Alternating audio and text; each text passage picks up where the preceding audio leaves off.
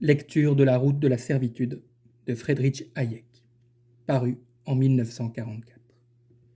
Aux socialistes de tous les partis. Préface de l'auteur. Lorsqu'un spécialiste de questions sociales écrit un livre politique, son premier devoir est d'en avertir le lecteur. Ceci est un livre politique. J'aurais pu le dissimuler en lui donnant le nom plus élégant et plus prétentieux d'essai de philosophie sociale, mais je n'en ferai rien.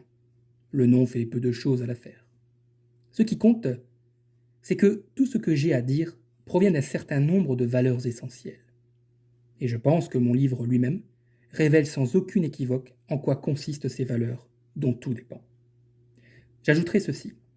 Encore que ce livre soit un livre politique, je suis aussi certain qu'on peut l'être que les croyances qui y sont exposées ne sont pas déterminées par mes intérêts personnels.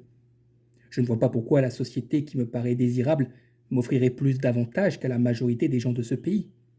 Mes collègues socialistes ne cessent de me dire qu'un économiste comme moi aurait une situation beaucoup plus importante dans le genre de société dont je suis l'adversaire. Mais il faudrait évidemment que je parvienne à adopter leurs opinions. Or, j'y suis opposé, bien que ce soient les opinions que j'ai eues dans ma jeunesse et qui m'ont amené à devenir économiste de profession.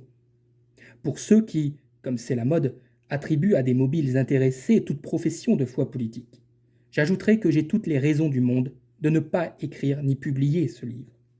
Il blessera certainement beaucoup de gens avec lesquels je tiens à conserver des relations d'amitié. Il m'a forcé à abandonner des travaux pour lesquels je me sens mieux qualifié et auxquels j'attache plus d'importance en définitive. Et par-dessus tout, il aura une influence fâcheuse sur l'accueil fait aux résultats du travail plus strictement académique auquel me mènent tous mes penchants. Malgré tout, j'en suis venu à considérer la rédaction de ce livre comme un devoir auquel je ne saurais me dérober. Voici pourquoi. Il y a un élément particulier et très sérieux qui domine les discussions actuelles portant sur l'avenir de l'économie et dont le public ne se rend compte que très insuffisamment. C'est que la majorité des économistes sont absorbés depuis plusieurs années par la guerre et réduits au silence par les fonctions officielles qu'ils occupent. En conséquence, le soin de guider l'opinion publique à ce sujet se trouve dans une mesure alarmante remis aux mains d'amateurs et de fantaisistes, de gens qui ont une rancune à satisfaire ou une panacée à vendre. Dans ces conditions, un homme qui dispose de suffisamment de loisirs pour écrire n'a guère le droit de garder pour lui les inquiétudes que les tendances actuelles inspirent à bien des gens placés dans l'impossibilité de les exprimer en public. Mais en temps normal, j'aurais volontiers laissé à des hommes plus autorisés et plus qualifiés que moi-même le soin de discuter des problèmes politiques à l'échelle nationale. Introduction. Les événements contemporains ne sont pas de l'histoire. Nous ne savons pas quels effets ils produiront. Avec un certain recul, il nous est possible d'apprécier le sens des événements passés et de retracer les conséquences qu'ils ont produites. Mais l'histoire, au moment où elle se déroule, n'est pas encore de l'histoire pour nous. Elle nous mène à une terre inconnue et nous ne pouvons que rarement avoir une échappée sur ce qui nous attend. Il en serait tout autrement s'il nous était donné de revivre les mêmes événements en sachant tout ce que nous avons vu auparavant. Les choses nous paraîtraient bien différentes. Et des changements que nous remarquons à peine nous sembleraient très importants et souvent très inquiétants. Il est sans doute heureux que l'homme ne puisse faire une telle expérience et ne connaisse aucune loi qui s'impose à l'histoire. Cependant, quoique l'histoire ne se répète jamais tout à fait et précisément, parce qu'aucun développement n'est inévitable, nous pouvons jusqu'à un certain point apprendre du passé comment on évite d'y retomber. On n'a pas besoin d'être un prophète pour se rendre compte qu'un danger vous menace. Une combinaison accidentelle d'expérience et d'intérêt permet souvent à un homme de voir les choses comme peu de gens les voient.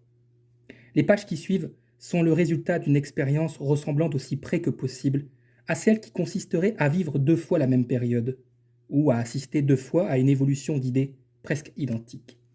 C'est une expérience qu'on ne peut guère faire qu'en changeant de pays, qu'en vivant longtemps dans des pays différents. Les influences auxquelles obéit le mouvement des idées dans la plupart des pays civilisés sont presque les mêmes. Mais elles ne s'exercent pas nécessairement en même temps, ni sur le même rythme.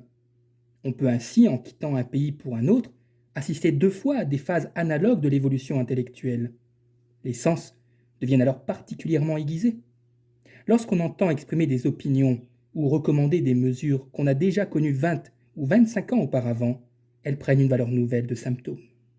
Elle suggère que les choses, sinon nécessairement, du moins probablement, vont se passer de la même façon. J'ai maintenant une vérité désagréable à dire, à savoir que nous sommes en danger de connaître le sort de l'Allemagne. Le danger n'est pas immédiat, certes, et la situation dans ce pays ressemble si peu à celle que l'on a vue en Allemagne ces dernières années qu'il est difficile de croire que nous allions dans la même direction. Mais, pour longue que soit la route, elle est de celles où l'on ne peut plus rebrousser chemin une fois qu'on est allé trop loin. À la longue, chacun de nous est l'artisan de son destin. Mais chaque jour, nous sommes prisonniers des idées que nous avons créées. Nous ne pourrons éviter le danger qu'à condition de le reconnaître à temps. Ce n'est pas à l'Allemagne de Hitler, à l'Allemagne de la guerre actuelle que notre pays ressemble. Mais les gens qui étudient les courants d'idées ne peuvent guère manquer de constater qu'il n'y a plus qu'une ressemblance superficielle entre les tendances de l'Allemagne au cours de la guerre précédente et après elle, et les courants d'idées qui règnent aujourd'hui dans notre pays. En Angleterre aujourd'hui, tout comme en Allemagne naguère, on est résolu à conserver à des fins productives l'organisation élaborée en vue de la défense nationale. On a le même mépris pour le libéralisme du XIXe siècle, le même réalisme, voire le même cynisme, et l'on accepte avec le même fatalisme les tendances inéluctables. Nos réformateurs les plus tonitruants tiennent beaucoup à ce que nous apprenions les leçons de cette guerre. Mais 9 fois sur 10, ces leçons sont précisément celles que les Allemands ont tirées de la précédente guerre et qui ont beaucoup contribué à créer le système nazi. Au cours de cet ouvrage, nous aurons l'occasion de montrer que sur un grand nombre d'autres points, nous paraissons suivre l'exemple de l'Allemagne à 15 ou 20 ans d'intervalle. Les gens n'aiment guère qu'on leur rafraîchisse la mémoire, mais il n'y a pas tant d'années que la politique socialiste de l'Allemagne était donnée en exemple par les progressistes. Plus récemment, ce fut la Suède qui leur servit de modèle. Tous ceux qui n'ont pas la mémoire trop courte savent combien profondément, pendant au moins une génération avant la guerre, la pensée et les méthodes allemandes ont influencé les idéaux et la politique de l'Angleterre. J'ai passé la moitié environ de ma vie d'adulte dans mon pays natal, l'Autriche, en contact étroit avec la vie intellectuelle allemande, et l'autre moitié aux États-Unis et en Angleterre. Voilà 12 ans que je suis fixé en Angleterre, et au cours de cette période, j'ai acquis la conviction de plus en plus profonde que certaines des forces qui ont détruit la liberté en Allemagne sont en train de se manifester ici aussi, et que le caractère et l'origine de ce danger sont, si faire se peut, encore moins bien compris ici qu'ils l'ont été en Allemagne.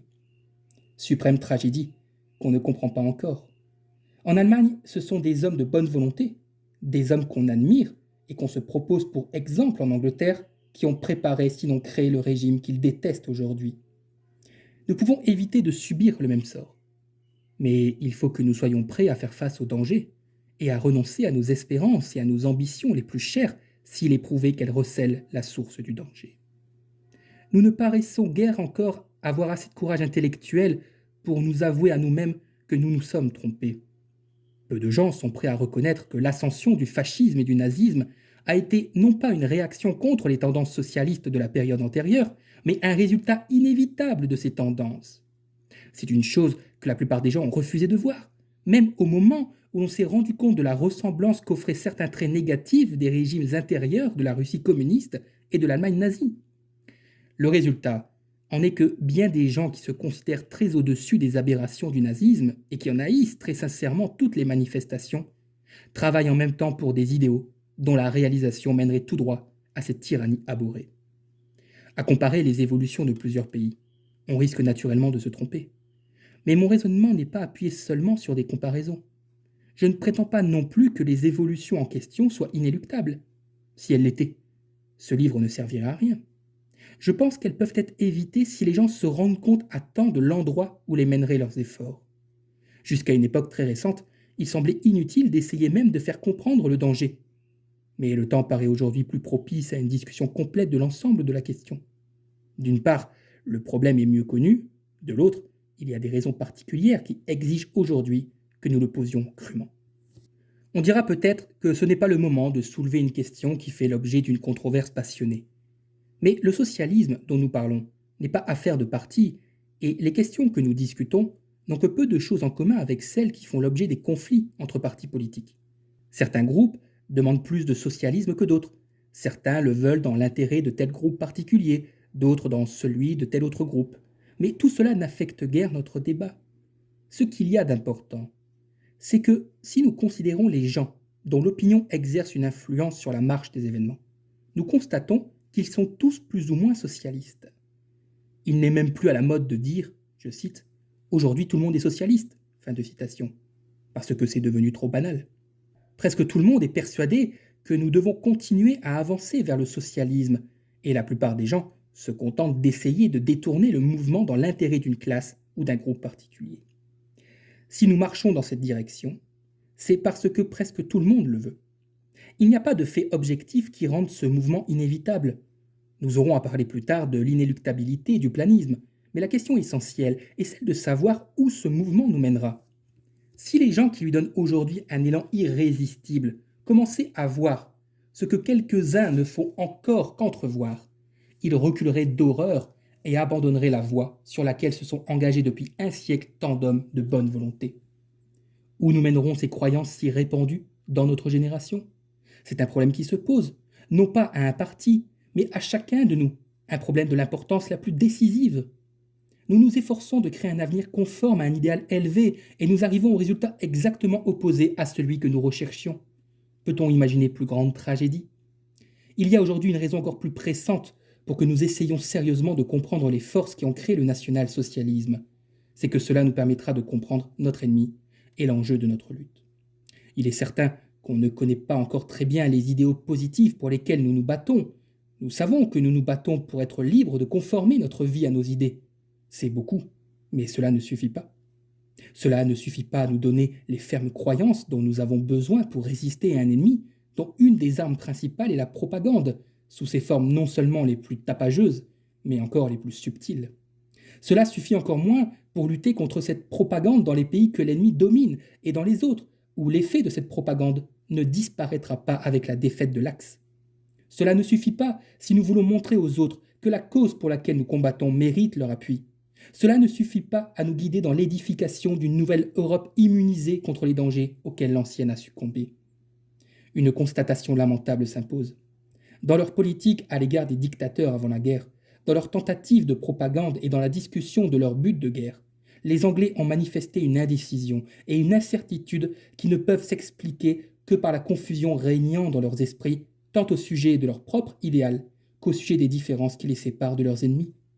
Nous avons refusé de croire que l'ennemi partageait sincèrement certaines de nos convictions. Nous avons cru à la sincérité de certaines de ses déclarations, et dans les deux cas, nous avons été induits en erreur. Les partis de gauche, aussi bien que ceux de droite, se sont trompés en croyant que le national-socialisme était au service du capitalisme et qu'il était opposé à toute forme de socialisme. N'avons-nous pas vu les gens les plus inattendus nous proposer en exemple telle ou telle institution hitlérienne, sans se rendre compte qu'elles sont inséparables du régime et incompatibles avec la liberté que nous espérons conserver ? Nous avons fait, avant et depuis la guerre, un nombre saisissant de fautes uniquement pour n'avoir pas compris notre adversaire. On dirait que nous refusons de comprendre l'évolution qui a mené au totalitarisme, comme si cette compréhension devait anéantir certaines de nos illusions les plus chères. Nous ne réussirons jamais dans notre politique avec les Allemands tant que nous ne comprendrons pas le caractère et le développement des idées qui les gouvernent aujourd'hui. La théorie suivant laquelle les Allemands seraient atteints d'un vice congénital n'est guère soutenable et ne fait pas honneur à ceux qui la professent. Elle déshonore les innombrables Anglais qui, au cours des derniers siècles, ont allègrement adopté ce qu'il y avait de meilleur et aussi le reste dans la pensée allemande. Elle néglige le fait qu'il y a 80 ans, John Stuart Mill s'est inspiré pour son essai sur la liberté avant tout de deux Allemands, Goethe et Guillaume de Humboldt. Elle oublie que deux des précurseurs intellectuels les plus importants du nazisme, Thomas Carlyle et Chamberlain, étaient l'un écossais et l'autre anglais. Sous sa forme la plus vulgaire, cette théorie déshonore ceux qui, en adoptent en même temps le racisme allemand. Il ne s'agit pas de savoir pourquoi les Allemands sont méchants. Ils n'ont probablement pas plus de méchanceté congénitale qu'aucun autre peuple. Il s'agit de déterminer les circonstances qui, au cours des dernières 70 années, ont permis la croissance progressive et enfin la victoire d'une certaine catégorie d'idées, et de savoir pourquoi cette victoire a fini par donner le pouvoir aux plus méchants d'entre eux. Haïr tout ce qui est allemand, et non pas les idées qui dominent aujourd'hui l'Allemagne, est de plus très dangereux. Cette attitude masque aux yeux de ceux qui la prennent une menace très véritable.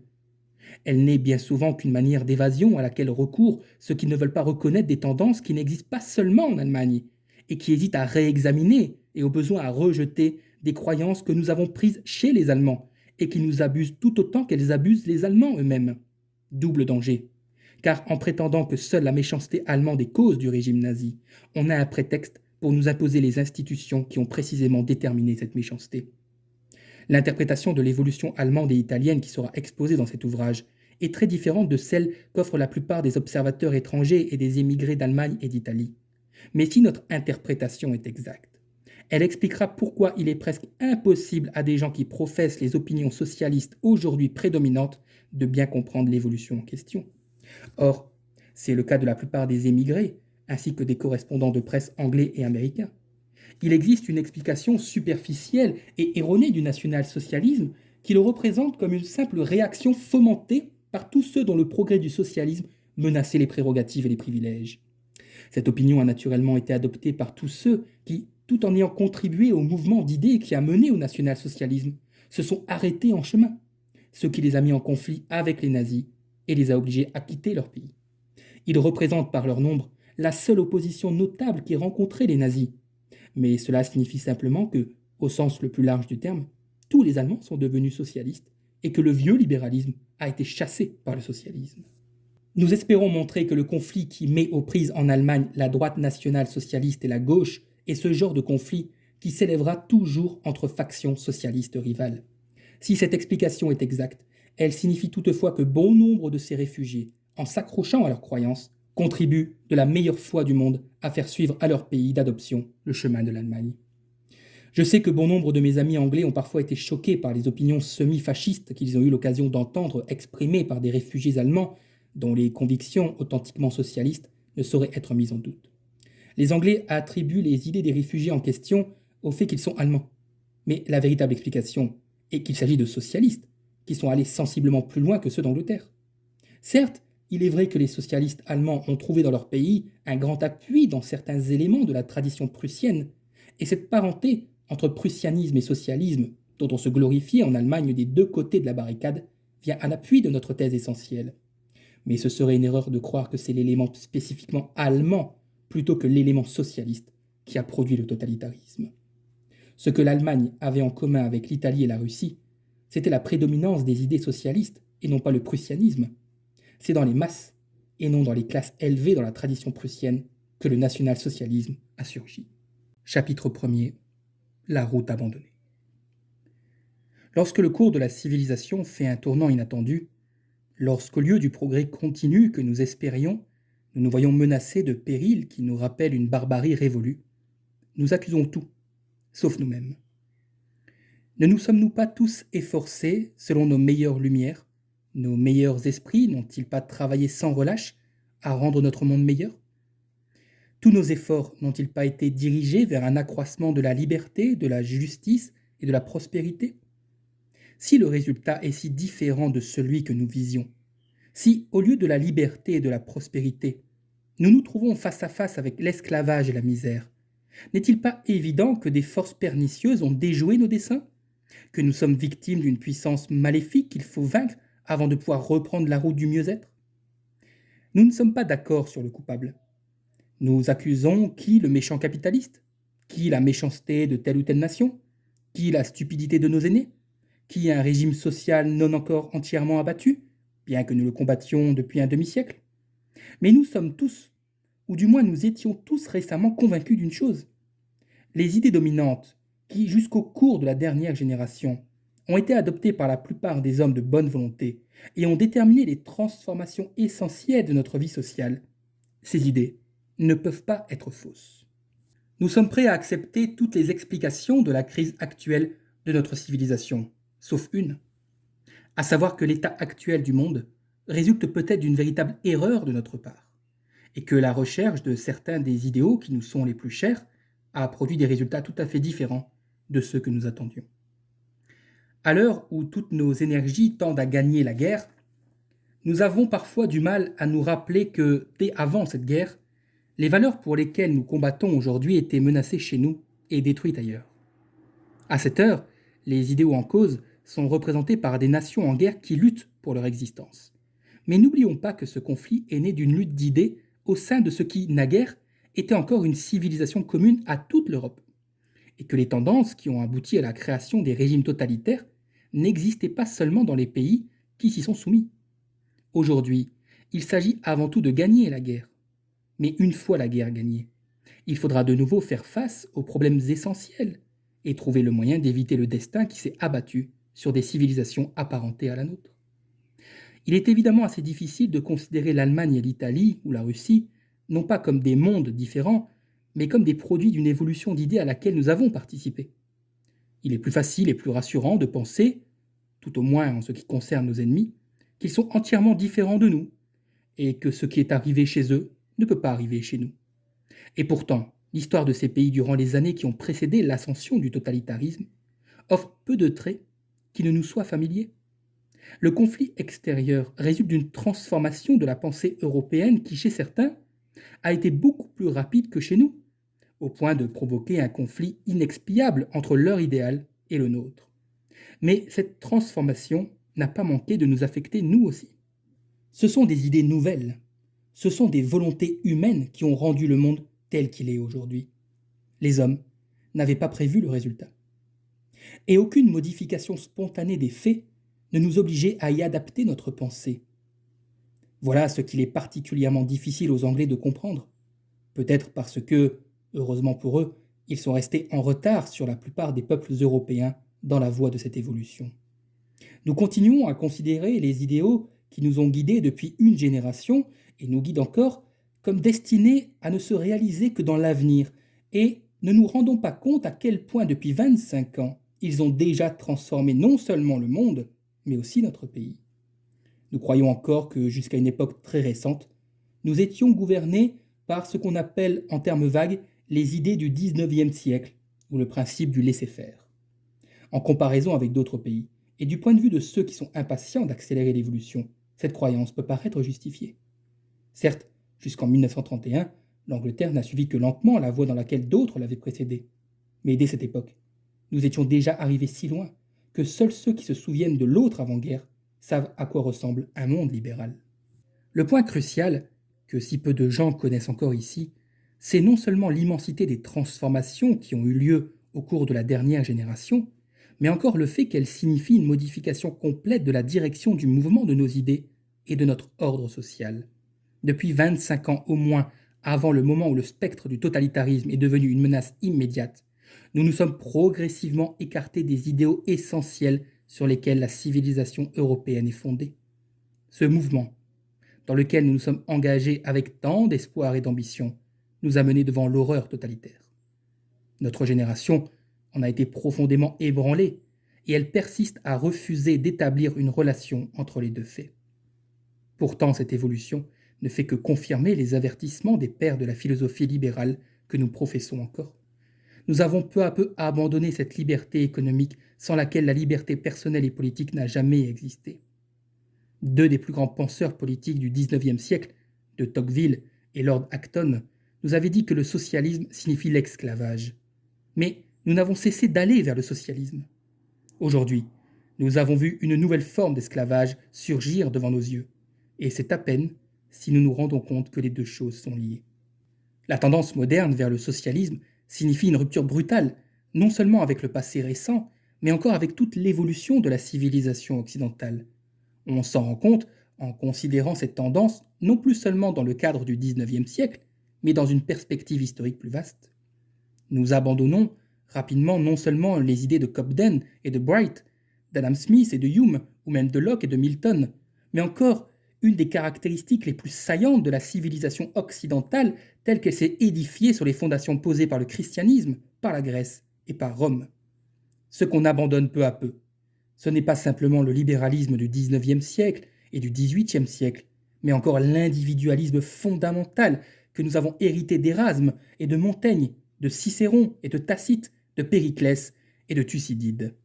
Le chef nazi, qui a défini la révolution nationale socialiste comme une contre-renaissance, ne savait peut-être pas à quel point il disait vrai. Cette révolution a été l'acte essentiel de destruction d'une civilisation que l'homme édifiait depuis l'époque de la Renaissance et qui était avant tout individualiste. Le mot individualisme est assez malsonnant de nos jours et il a fini par évoquer l'égoïsme. Mais l'individualisme dont nous parlons pour l'opposer au socialisme et à toutes les autres formes de collectivisme n'a pas nécessairement de rapport avec l'égoïsme. Ce n'est que petit à petit qu'il nous sera possible au cours de cet ouvrage d'expliquer le contraste entre les deux principes. En quoi consiste donc cet individualisme dont les éléments, fournis par le christianisme et par l'Antiquité classique, ont connu leur premier développement complet lors de la Renaissance et sont ensuite devenus ce que nous appelons la civilisation de l'Europe occidentale? Respecter l'individu en tant que tel, reconnaître que ses opinions et ses goûts n'appartiennent qu'à lui, dans sa sphère, si étroitement qu'elle soit circonscrite, c'est croire qu'il est désirable que les hommes développent leurs dons et leurs tendances individuelles. On a tant usé du mot liberté qu'on hésite à l'employer pour définir l'idéal qu'il a représenté depuis la Renaissance. Le mot tolérance est peut-être le seul à conserver la pleine signification d'un principe qui, après une longue ascension, a connu depuis peu un rapide déclin et a fini par disparaître complètement avec l'apparition de l'État totalitaire. La transformation progressive d'un système rigidement hiérarchique en un régime où l'homme peut au moins essayer de modeler son destin, où il a l'occasion de connaître plusieurs genres de vie et de choisir entre eux, cette transformation est étroitement liée au développement du commerce. Partie des cités commerciales de l'Italie du Nord, la nouvelle conception de la vie s'est répandue avec le commerce vers l'Ouest et le Nord, à travers la France et l'Allemagne jusqu'aux Pays-Bas et aux îles britanniques, s'enracinant fermement partout où il n'y avait pas de despotisme politique pour l'étouffer. C'est dans les Pays-Bas et en Grande-Bretagne qu'elle a connu son développement le plus complet, et qu'elle a pu pour la première fois croître librement et devenir la base de la vie politique et sociale. C'est de là qu'à la fin du XVIIe siècle et au XVIIIe siècle, elle a recommencé à se répandre sous une forme plus évoluée vers l'Est et l'Ouest, vers le Nouveau Monde et vers l'Europe centrale où des guerres dévastatrices et l'oppression politique avaient auparavant empêché son développement. Au cours de toute cette période moderne de l'histoire européenne, l'évolution sociale a tendu d'une façon générale à libérer l'individu des liens traditionnels ou obligatoires qui entravaient son activité quotidienne. Après un certain progrès dans ce sens, on commença à comprendre que les efforts spontanés et libres des individus pouvaient déterminer un système complexe d'activité économique. Cette activité économique librement développée, résultat imprévu de la liberté politique, finit par provoquer l'élaboration d'une théorie cohérente de la liberté économique. Un des résultats les plus importants de la libération des énergies individuelles a peut-être été le merveilleux développement de la science, qui a suivi le mouvement de la liberté individuelle d'Italie en Angleterre et au-delà. Certes, les facultés inventives de l'homme n'avaient pas été moindres auparavant. On avait su construire un grand nombre de jouets et d'autres mécaniques, cependant que la technique industrielle demeurait stationnaire. D'autre part, les industries qui n'avaient pas été soumises à des contrôles restrictifs, comme l'industrie minière et l'horlogerie, avaient fait de grands progrès. Mais les rares tentatives faites pour étendre l'usage industriel des inventions mécaniques, dont certaines étaient remarquablement perfectionnées, furent rapidement étouffées. Le désir de s'instruire fut frustré aussi longtemps que les idées dominantes restèrent obligatoires pour tous. Les croyances et l'éthique de la majorité barraient la route à tout novateur. Mais dès que la liberté industrielle eut ouvert la voie au libre usage des connaissances nouvelles, dès que tout homme capable de courir un risque eut reçu la possibilité de tenter n'importe quelle expérience, souvent à l'insu des autorités chargées de surveiller l'enseignement, alors seulement la science put faire les immenses progrès qui, au cours des 150 dernières années, ont changé la face de l'univers. Comme il arrive souvent, la nature de notre civilisation a été plus clairement discernée par ses ennemis que par la plupart de ses amis. L'éternelle maladie occidentale, la révolte de l'individu contre l'espèce, comme disait ce totalitaire du XIXe siècle, Auguste Comte, a bien été la force qui a construit notre civilisation. Ce que le XIXe siècle a ajouté à l'individualisme de la période antérieure a simplement consisté à donner à toutes les classes la conscience de la liberté, à développer systématiquement et sans discontinuer ce qui s'était répandu au hasard et par place, enfin à le faire passer d'Angleterre et de Hollande à la plus grande partie du continent européen. Le résultat dépassa toutes les espérances. Partout où s'abolissaient les obstacles au libre exercice de l'ingéniosité humaine, l'homme devenait rapidement capable de satisfaire des désirs sans cesse plus étendus. L'élévation du niveau de vie révéla rapidement l'existence dans la société de points extrêmement sombres que les hommes n'étaient plus disposés à tolérer, mais toutes les classes purent en fait bénéficier du progrès général. Nous ne saurions rendre justice à cette croissance stupéfiante en la mesurant avec nos valeurs actuelles, qui résultent elles-mêmes de cette croissance et rendent aujourd'hui évidentes un grand nombre de lacunes. Pour apprécier ce qu'elle signifiait aux yeux de ceux qui y participèrent, il faut nous souvenir de ce qu'étaient les espoirs et les vœux de l'humanité lorsqu'elle commença. Et il est incontestable que son succès a dépassé les espoirs les plus fous. Vers le début du XXe siècle, dans le monde occidental, le travailleur avait atteint un degré de confort matériel, de sécurité et d'indépendance personnelle qui aurait à peine paru possible 100 ans auparavant. Ce qui, dans l'avenir, apparaîtra comme l'effet le plus significatif et le plus puissant de ce succès, c'est le fait qu'il a donné aux hommes un sens tout nouveau de leur pouvoir sur leur propre destin, une croyance en la possibilité illimitée d'améliorer leur sort. Avec le succès, croissait l'ambition, et l'homme avait pleinement le droit d'être ambitieux. La promesse, naguère enivrante, parut insuffisante, et le rythme du progrès trop lent. Et les principes qui avaient rendu ce progrès possible dans le passé en vinrent à être considérés bien plus comme des obstacles à un progrès plus rapide, obstacles qu'il fallait balayer impatiemment, que comme les conditions indispensables pour préserver et développer les résultats déjà acquis.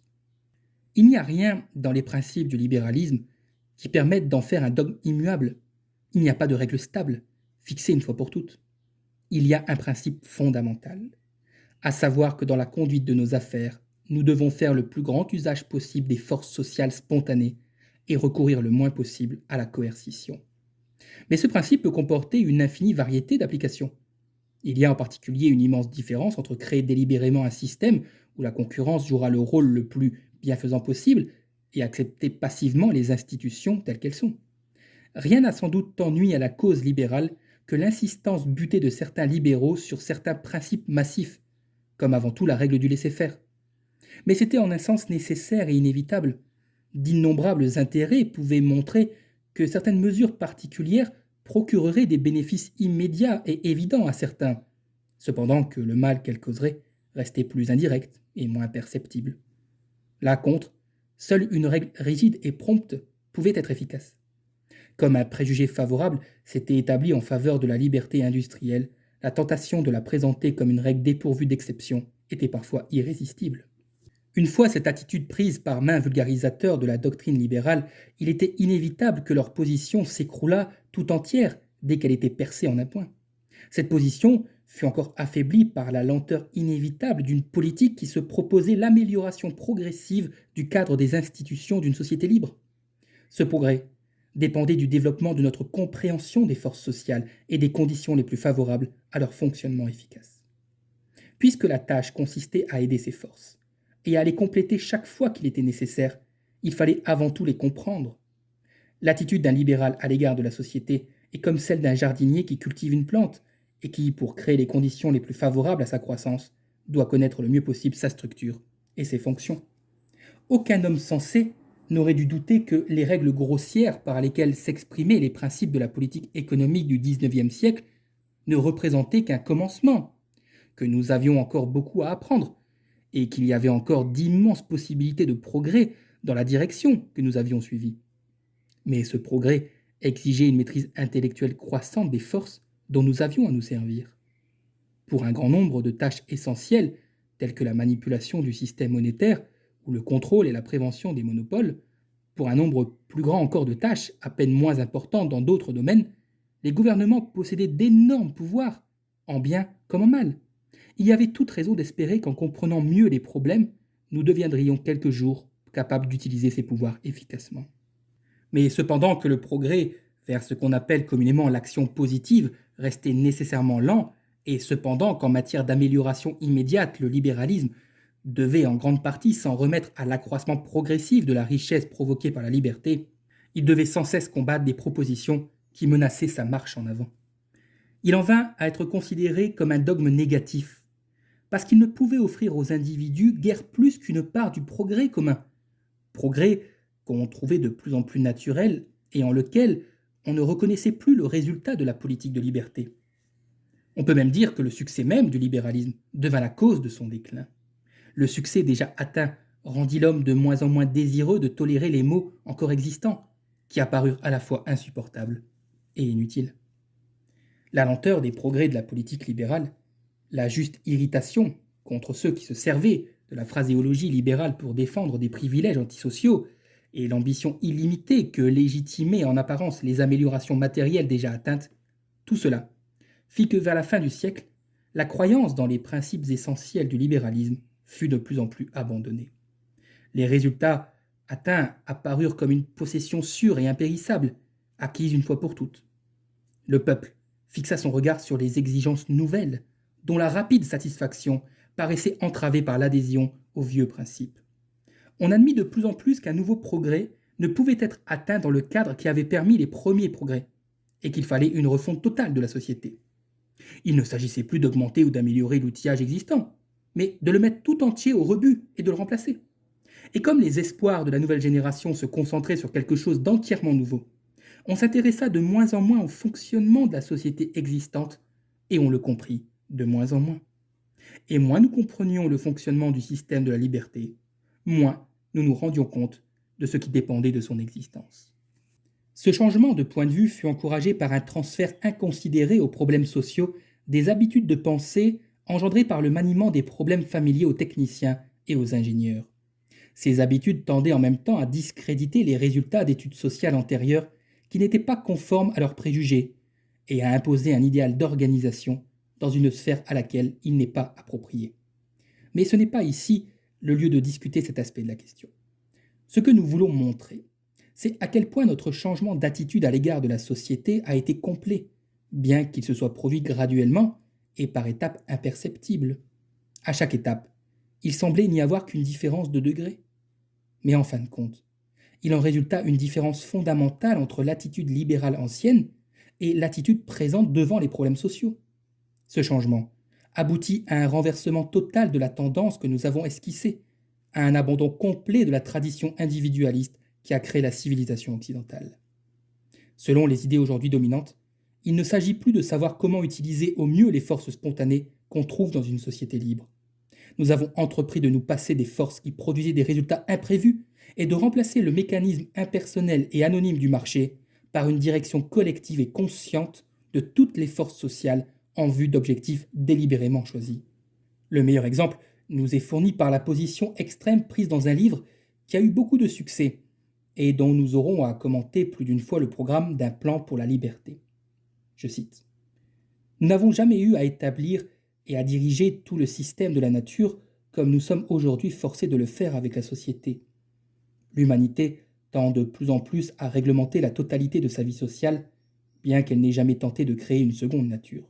Fin de citation. Il est significatif que ce changement de tendance ait coïncidé avec un renversement de la direction dans laquelle les idées se sont déplacées dans l'espace. Pendant plus de 2 siècles, les idées anglaises s'étaient répandues vers l'Est. La règle de liberté élaborée en Angleterre semblait destinée à s'étendre au monde entier. Vers 1870, le domaine de ces idées avait probablement atteint la limite de son expansion vers l'Est. À partir de ce moment, il commença à reculer, et un nouveau jeu d'idées, non point neuves mais en vérité très anciennes, commencèrent à venir de l'Est. L'Angleterre perdit sa maîtrise intellectuelle dans le domaine politique et social et devint un pays importateur d'idées. Pendant les 60 années qui suivirent, l'Allemagne devint le centre à partir duquel les idées destinées à gouverner le monde au XXe siècle se répandaient vers l'Est et l'Ouest. Qu'il s'agisse de Hegel ou de Marx, de Liszt ou de Schmoller, de Sombart ou de Mannheim, d'un socialisme extrémiste ou de simple organisation ou de planisme moins radical, partout, on importait avec empressement les idées allemandes et l'on imitait les institutions allemandes. La plupart de ces idées nouvelles, et singulièrement le socialisme, n'étaient pas nées en Allemagne, mais ce fut en Allemagne qu'elles se perfectionnèrent et atteignirent leur plus complet développement au cours du dernier quart du XIXe siècle et du premier quart du XXe siècle. On oublie souvent aujourd'hui l'avance considérable que l'Allemagne a prise au cours de cette période dans le développement théorique et pratique du socialisme.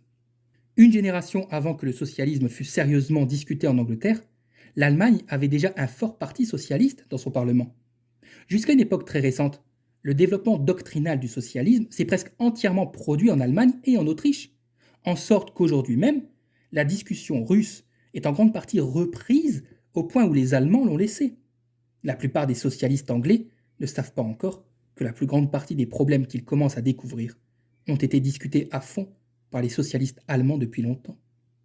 L'influence intellectuelle que les penseurs allemands ont pu exercer sur le monde entier au cours de cette période a été appuyée non seulement par le grand progrès matériel de l'Allemagne, mais encore par l'extraordinaire renommée que les penseurs et les savants allemands avaient acquise au cours des 100 années précédentes, alors que l'Allemagne était redevenue un membre intégral, voire dirigeant de la civilisation commune à l'Europe. Mais elle servit bientôt à diffuser, à partir de l'Allemagne, des idées dirigées contre les fondements de cette civilisation. Les Allemands eux-mêmes étaient parfaitement conscients du conflit. Ce qui avait été l'héritage commun de la civilisation européenne devint pour eux, longtemps avant les nazis, la civilisation occidentale, ce mot signifiant désormais situé à l'ouest du Rhin. Ce qui était occidental, c'était désormais le libéralisme et la démocratie, le capitalisme et l'individualisme, le libre-échange, l'internationalisme et l'amour de la paix, sous toutes leurs formes. Mais en dépit du mépris mal dissimulé qu'un nombre sans cesse croissant d'Allemands portait à ces idées creuses des Occidentaux, ou peut-être à cause de ce mépris, les Occidentaux continuèrent à importer des idées allemandes. On arriva même à leur faire croire que leurs propres convictions antérieures n'étaient rien d'autre que l'expression d'intérêts égoïstes, que le libre-échange était une doctrine inventée pour servir à des intérêts britanniques, que les idéaux politiques que l'Angleterre avait donnés au monde étaient irrémédiablement démodés et qu'il y avait lieu d'en rougir.